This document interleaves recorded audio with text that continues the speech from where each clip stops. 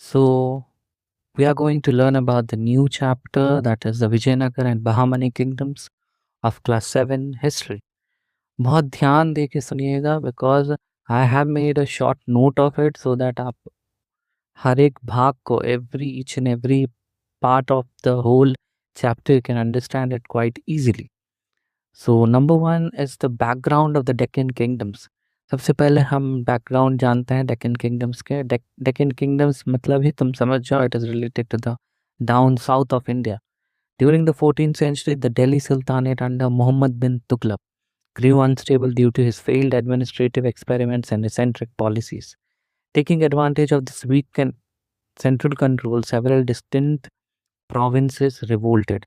तो मोहम्मद बिन Tughlaq 14th century में जब वो दिल्ली सुल्तानेट के राजा थे, ही बिकेम अनस्टेबल क्योंकि उनका जो डिसीजंस था इट वाज होल इसेंट्रिक, मतलब वो खुद के बेस पर डिसीजंस लेते थे विदाउट कंसल्टिंग एनीवन. तो उसके कारण क्या हुआ, उसके कारण जो आसपास के किंगडम्स हैं उनको हराने का मौका दे दिया गया. So because of that he lost his kingdom. This political fragmentation led to the rise of two powerful independent kingdoms in the Deccan, the Vijayanagar kingdom, a Hindu kingdom south of the Krishna river, the Bahmani kingdom and Islamic kingdom north of the Krishna river. So वहाँ पर मोहम्मद बिन तुगलक के हार मानते साथ यहाँ पर दो नए किंगडम्स फॉर्म हुए. वो था विजयनगर किंगडम जो कि कृष्णा रिवर के साउथ में था, बहामनी किंगडम जो कि इस्लामिक किंगडम था जो कि कृष्णा रिवर के नॉर्थ में था. सबसे पहले हम विजयनगर एम्पायर के बारे जानते हैं. That is from 1336 to 1646. Common Era CE.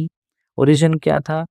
Founded in 1336 CE by two brothers. दो भाइयों ने उसे स्टार्ट किया, इस्टेब्लिश किया. सबसे पहला Harihara one and Bukkaraya one.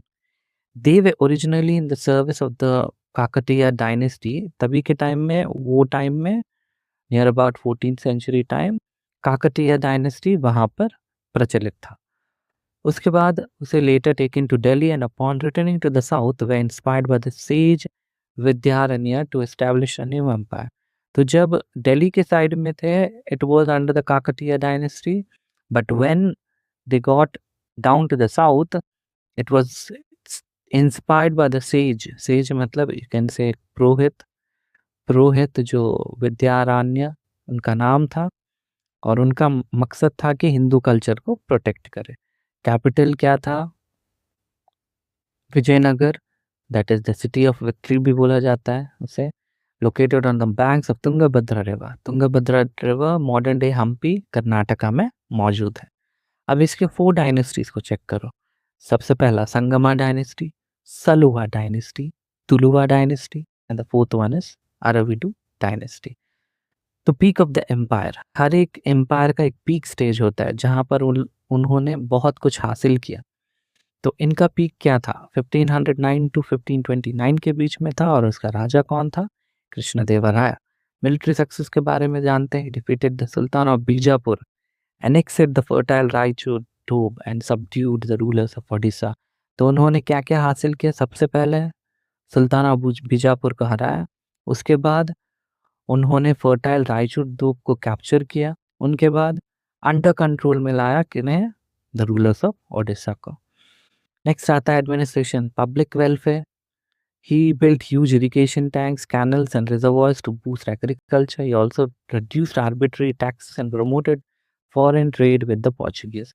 तो उन्होंने अपना किंगशिप दिखाने के लिए जो भी अच्छे काम थे, लाइक पीपल के लिए इरिगेशन टैंक्स बनाना, कैनल्स बनाना, रिजर्वॉयर्स बनाना, एग्रीकल्चर को बूस्ट करना, along with that arbitrary taxes, मतलब जो टैक्सेस जरूरी नहीं है उनको हटाकर जस्ट जो टैक्सेस इंपॉर्टेंट थे उन्हीं को रखे थे.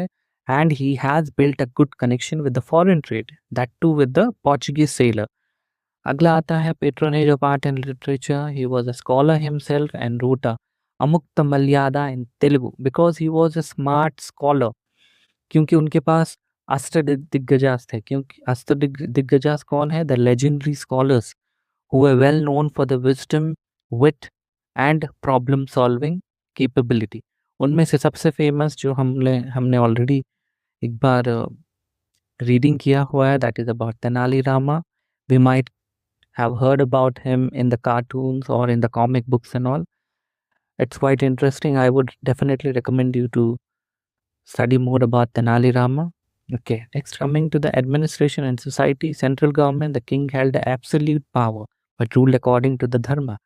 दो किंग के पास एब्सोल्यूट पावर था बट उन्होंने एक धर्म के हिसाब से उसका डिसीजंस उन्होंने लिया. हर एक प्रॉब्लम का पीपल्स का रिलेटेड हो, उसके किंगडम का रिलेटेड हो, he has discussed with the council of ministers and उन्होंने अपना न्याय को सुनाया. दूसरा, provincial setup, the Nykaa system. उन्होंने अपना किंगडम को कैसे डिवाइड किया और किनके हाथों में उन्होंने दिया. The empire was divided into provinces, जो है राज्य, गवर्न बाय प्रंतपतिस और Nayakas. Nayakas means the military chief, because हर एक किंगडम का एक मेन हेड होना चाहिए, क्योंकि कब कहाँ से विपत्ति आ जाए उन्हें पता नहीं. So for that reason only he has appointed the Nayakas over the revenue. They collected the revenue and maintain an army for the king. और वो पूरा रेवेन्यू कलेक्ट करते थे हर एक जगह से और आर्मी के लिए वो पैसा यूज किया जाता था. Next is economy. Agriculture was the main occupation as we know. सबसे ज़्यादा क्या क्या प्रोडक्ट्स एक्सपोर्ट होते थे? Spices, textiles, precious stones through active ports like Calicut. Calicut कहाँ पर है? That port is near to Karnataka and Kerala. अगला है कास्ट सिस्टम. तभी के टाइम में कास्ट सिस्टम क्या था? The caste system was rigid. मतलब तभी के टाइम में caste system was not flexible, it was quite rigid. मतलब मैंने जैसे बताया था, that is the Brahmins, Kshatriyas, then Vaishyas, then the Shudras. तो इन चार भाग में उन्हें डिवाइड किया गया. तो उसके बेस में सबसे कम दैट इज शूद्रास को ज़्यादा अपॉर्चुनिटीज़ कुछ मिलते ही नहीं थे. Not even very rare facilities were there for them. But Brahmans को, क्षत्रियास को, वैश्यास को, there were good opportunities for them. तो विमेन के बारे अगर जाने तो they held a respectable position. Some were educated and worked as wrestlers, accountants and guards. But तभी के टाइम में भी सती प्रथा और चाइल्ड मैरिज एग्जिस्ट करते थे. अब next coming to the art and architecture, develop the unique Vijayanagara style of architecture featuring tall gopurams. Gopuram जिसके गेटवेज बहुत बड़े होते हैं and intricately carved pillar halls, जो कि कल्याण मंडपम बोलते हैं. मतलब वहाँ पर हवन वगैरह, पूजास वगैरह, शादी वगैरह वहीं पर होते थे. और तभी के टाइम में उस किंगडम का मेन मॉन्यूमेंट्स क्या थे? विठल स्वामी टेम्पल, जो कि stone chariot and musical pillars से बना था, and Virupaksha temple at Hampi, that to present day in Karnataka. Next coming to the Bahmani kingdom, जो कि 1347 से 1527 सीई के बीच में था. It was founded by Alauddin Hasan Bahman Shah, जो कि इंडिया में आते साथ अपना नेम को चेंजेस किया. He became Hasan Gangu. Capital देखना Gulbarga, later shifted to Bidar, both in modern Karnataka. Both places now present in modern Karnataka. Prominent figure उनका कौन था? मेन जो लीडरशिप था, सब कुछ कौन संभाला बहामनी किंगडम का? मोहम्मद गवन, जो कि प्राइम मिनिस्टर था. और प्राइम मिनिस्टर को उर्दू में क्या कहते थे? पर्शियन लैंग्वेज में यू कैन से वाजीर. नाउ एडमिनिस्ट्रेटिव रिफॉर्म्स में देखो, he divided kingdom into 8 provinces. 8 तरफ उन्होंने डिवाइड किया इंस्टेड ऑफ 4, क्योंकि अगर 4 रखते तो मैनेज करना उतना आसान नहीं होता. 8 किए क्योंकि उसको लोकल गवर्नेंस मिलता सपोर्ट करने के लिए, और हर एक आर्मी ऑफिसर्स को फिक्स्ड सैलरी भी मिलते. मिलिट्री अचीवमेंट में देखो, he conquered the port of Goa from Vijayanagar, which open profitable sea trade routes with Persia and Arabia. क्यों उन्होंने गोवा का पोर्ट को कैप्चर किया? रीज़न इज दैट वहाँ से ट्रेडिंग वगैरह पर्शिया और अरेबिया की तरफ बहुत अच्छा से होता था. अगला, पेट्रोनज ऑफ एजुकेशन. उन्होंने अपना कंट्रीब्यूशन एजुकेशन में क्या दिया? He has built a magnificent madrasa of Mohammad Gawan in Bidar, a 3-story residential university that housed a library of 3,000 rare manuscripts. So he has collected a lot of manuscripts जिसमें literature, science and many more things के बारे में mention था. और तभी के time में it was really one of the rarest feats he has achieved at that time. Tragic end, आखिर में वो किंगडम कैसे एंड हुआ? Because of his growing power आसपास के जो लीडर्स थे दे बिकेम जेलस एंड उन्होंने एक साथ जुट के इन्हें हराया. They forged a treacherous letter leading the Sultan to execute govern in 1481. And उसके बाद kingdom rapidly collapsed.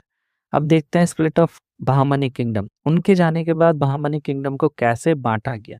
It was divided into 5 independent Deccan sultanate. 5 के हाथों में गया. सबसे पहला बीजापुर आदिल शाही, दूसरा गोलकोंडा कुतुब शाही, तीसरा अहमदनगर निज़ाम शाही, चौथा बिरार इमाद शाही, पांचवा बिदार बारिद शाही.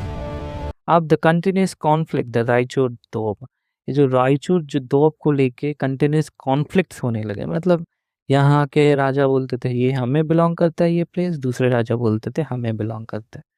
तो इस रायचूर दोब के बारे एक बार ध्यान से पढ़ना. That is a highly fertile wedge of land squeezed between the Krishna River to the north and the Tungabhadra River to the south.